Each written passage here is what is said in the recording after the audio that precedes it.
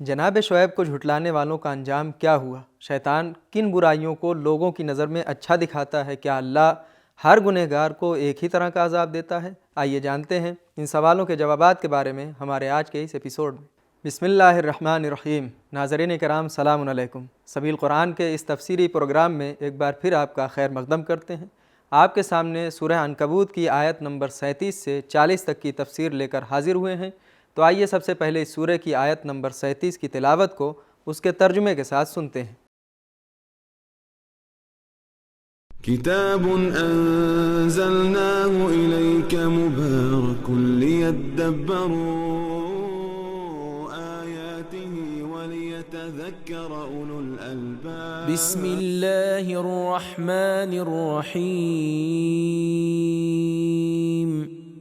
فكذبوه فأخذتهم الرجفة فأصبحوا في دارهم جاثمين۔ تو ان لوگوں نے شعیب کو جھٹلایا، بس زلزلہ یعنی بھونچال نے انہیں لے ڈالا، تو وہ لوگ اپنے گھروں میں آندھے زانوں کے بل پڑے کے پڑے رہ گئے۔ تلاوت اور ترجمے کو سن لینے کے بعد آئیے اس آیت میں موجود نکات کو بھی جان لیتے ہیں۔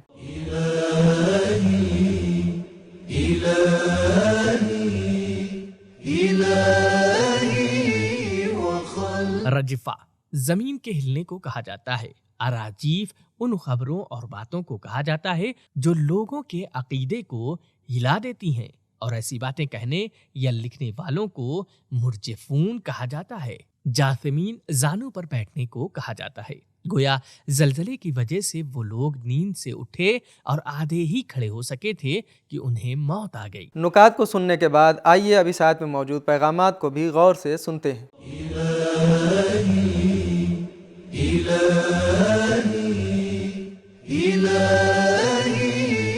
نمبر 1، انبیاء کو جھٹلانا اللہ کے عذاب کا سبب ہے۔ نمبر 2، جب انسان کے پاس اللہ کے عذاب سے فرار ہونے کی قدرت نہیں ہے تو وہ حق کو کیوں جھٹلاتے ہیں؟ اب آئیے اس سورہ کی آیت نمبر 38 کی تلاوت کو اس کے ترجمے کے ساتھ سنتے ہیں۔ وعادا وثمود وقد تبين لكم من مساكنهم وزين لهم الشيطان أعمالهم فصدهم عن السبيل وكانوا مستبصرين۔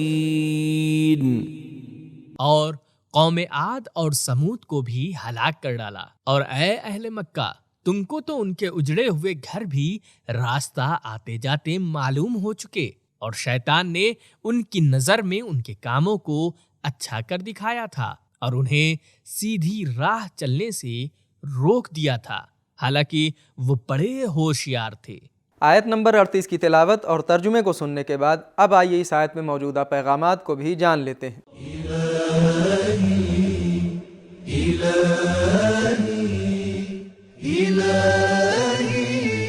نمبر 1، بعض تاریخی یادگاروں کو لوگوں کی عبرت کے لیے بچا کر رکھا جائے۔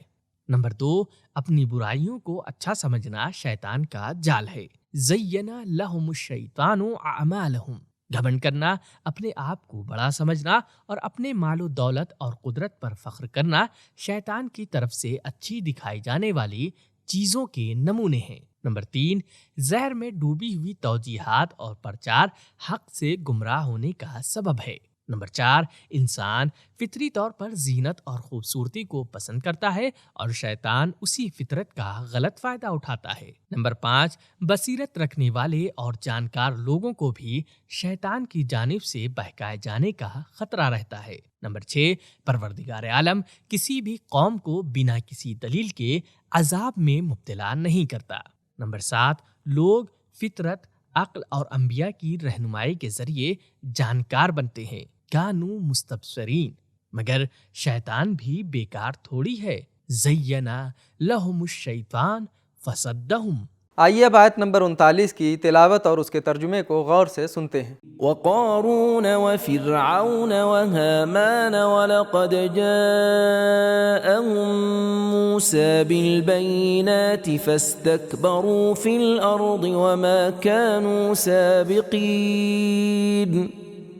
اور ہم ہی نے قارون و فرعون و حامان کو بھی ہلاک کر ڈالا، حالانکہ ان لوگوں کے پاس موسیٰ واضح اور روشن معجزے لے کر آئے، پھر بھی یہ لوگ روئے زمین میں سرکشی کرتے پھرے اور ہم سے نکل کر کہیں آگے نہ بڑھ سکے۔ اب آئیے اس آیت کے پیغامات کو بھی جان لیتے ہیں۔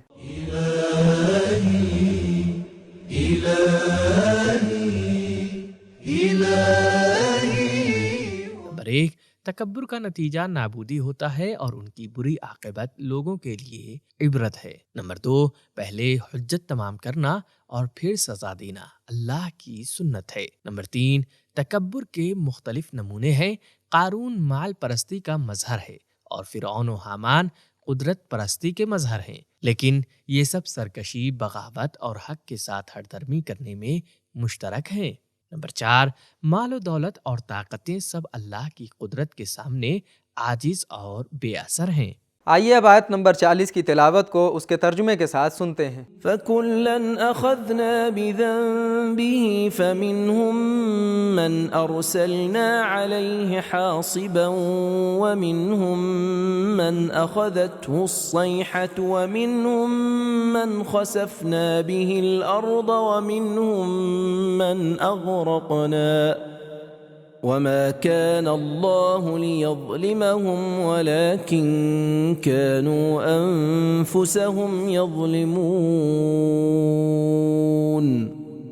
تو ہم نے سب کو ان کے گناہ کی سزا میں لے ڈالا، چنانچہ ان میں سے بعض تو وہ تھے جن پر ہم نے پتھر والی آندھی بھیجی، اور بعض ان میں سے وہ تھے جن کو ایک سخت چنگھاڑ نے لے ڈالا، اور بعض ان میں سے وہ تھے جن کو ہم نے زمین میں دھسا دیا، اور بعض ان میں سے وہ تھے جنہیں ہم نے ڈبا مارا۔ اور یہ بات نہیں کہ خدا نے ان پر ظلم کیا ہو، بلکہ سچ یوں ہے کہ یہ لوگ خود خدا کی نافرمانی کر کے آپ اپنے اوپر ظلم کرتے رہے۔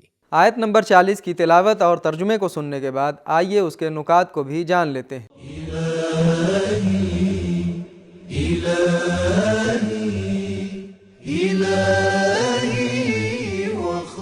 حاسب کا معنی پتھر والی آندھی ہے اور خسف کا معنی ہے زمین میں دھنس جانا۔ قوم عاد طوفان کے ذریعے، قوم سمود آسمانی چنگھاڑ کے ذریعے، قارون زمین میں دھس جانے کے ذریعے، اور فرعون و حامان پانی میں غرق ہونے کے ذریعے ہلاک ہو گئے۔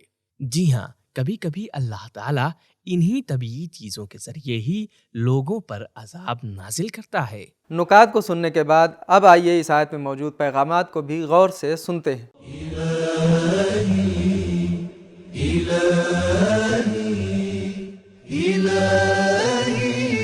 نمبر 1، تبلیغ کرنے میں اپنے مطلب اور نمونوں کو بیان کرنے کے بعد فہرست اور خلاصہ بیان کرنا مفید اور اثردار ہوتا ہے۔ نمبر 2، ہر قوم کا عذاب اس کے گناہ کے مطابق ہوتا ہے۔ نمبر 3، تمام سزائیں قیامت پر نہیں چھوڑ دی گئی ہیں، بعض قوموں کو ان کے گناہوں کی سزا اسی دنیا میں ملی ہے۔ نمبر 4، اللہ کے مہلت دینے پر مغرور نہ ہوں، کیونکہ گناہ کا نتیجہ عذاب ہی ہے۔ نمبر 5، اللہ تعالیٰ طرح طرح کے عذاب پر قدرت رکھتا ہے۔ نمبر 6، اللہ کا عذاب عادلانہ ہوتا ہے۔ نمبر 7، ہر انسان کی عاقبت اس کے اعمال پر منحصر ہے۔ نمبر 8، حق کے مقابلے میں تکبر کرنا اپنے آپ پر ظلم ہے۔ نمبر 9، ظلم کرنے سے زیادہ برا ظلم کو جاری رکھنا ہے۔